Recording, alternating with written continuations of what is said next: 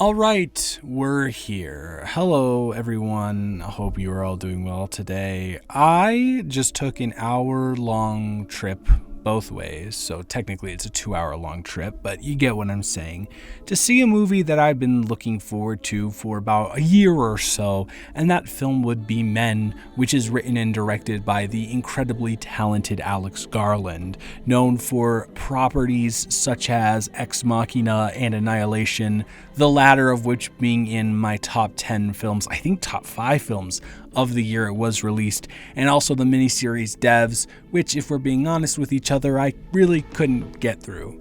Could it be because it wasn't good? Yeah. Could it also be because I'm just more averse to TV than film? I'm more of a film guy as opposed to even miniseries. It could also be that too. But needless to say, my expectations going into Men after the brilliant teaser that was put out, as well as the trailer that looked very, very interesting, was high. I was very excited to see Men.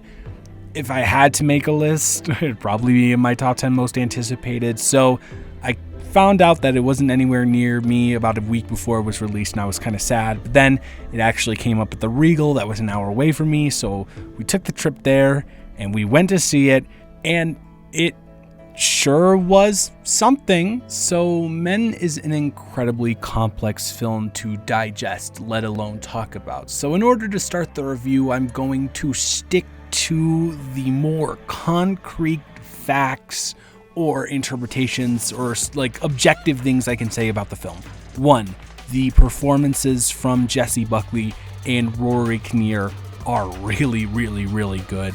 Especially from Jessie Buckley playing a grieving woman who's watched her husband fall out of a building, being able to portray that trauma. She does a really, really, really great and honest and almost painful at certain points portrayal of such.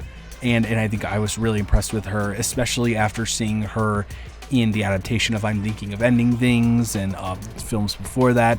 And The Lost Daughter, she is just so good in this and really stands out as, if this was a film that was probably more widely accepted, I could see her getting Oscar buzz talk for her brilliant performance in this. I also thought Rory Kinnear did a decent job at portraying all of the different characters that he did. I think there were a lot of similarities amongst them, which can be attributed to the deeper meaning behind the film, which I don't know if we'll get into. We might not.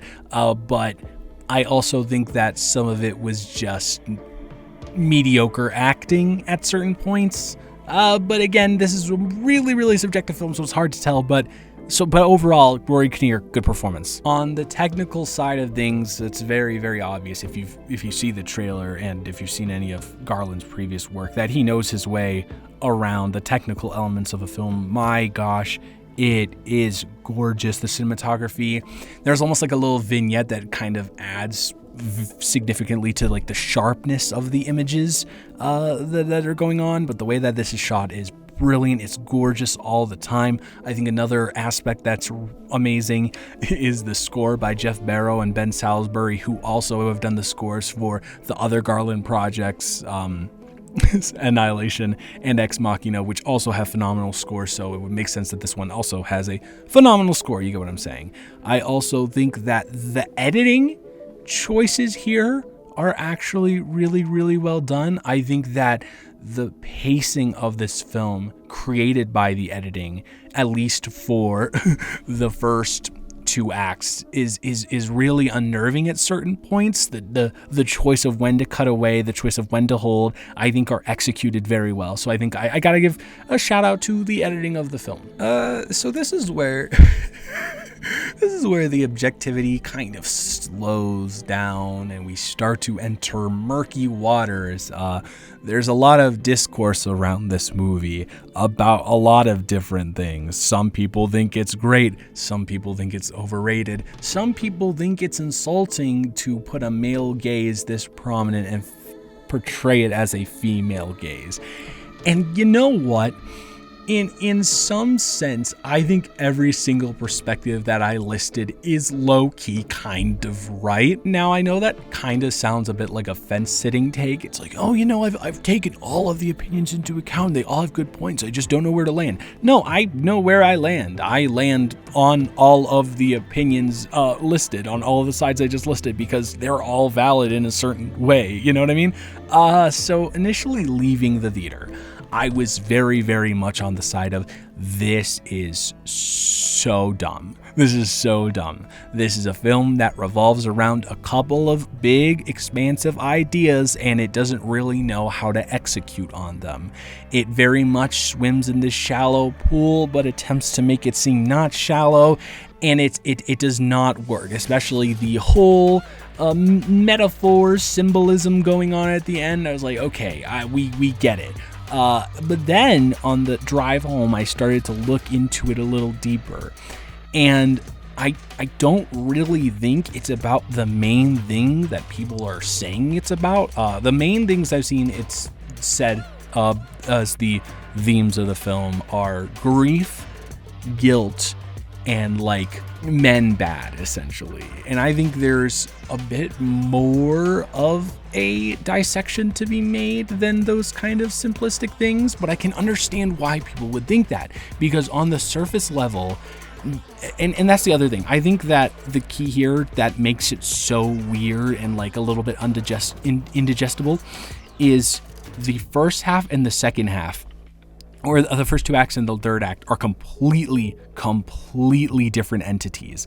There's no signs that anything in the third act is coming from the first two acts. Sure, there's a little bit of, a little bit of like creepy sprinkled in there, but it just goes completely batshit insane in the third act, and there's not a lot of symbolism being portrayed in the first two acts that would lead to us having a better understanding of the third act symbolism. There needs to be some sort of smooth transition, and instead it's just like a calm breeze, and then in the third act bats just shoot out of a cave and like are smattered everywhere, you know what I mean, just wreaking havoc amongst the viewing audience.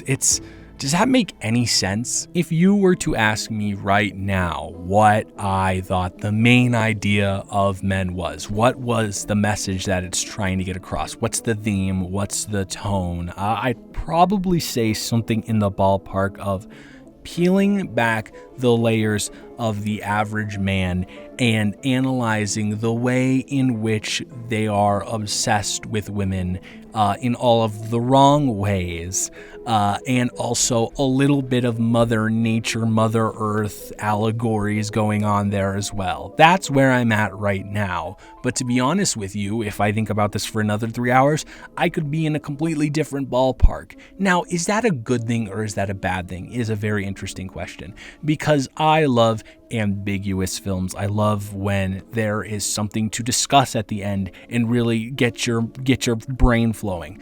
That being said, I don't know if the intention of this was to be ambiguous. I don't know if there was a very direct line of thinking that the Garland was trying to put across to the audience. And if that's the case, I don't really think I'm a fan of that.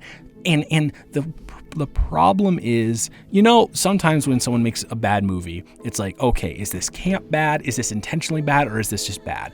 That's what I'm feeling right now, but on the symbolic level. Like, is this really just as straight up as it is, or is there actually something more to be dissected here? And until I really figure out whether there is or not, I can't be succinct in my assessment of the film and my assessment of the message of the film. But I'll do the best that I can. And ultimately, the best that I can do is what I've given you today, I hope.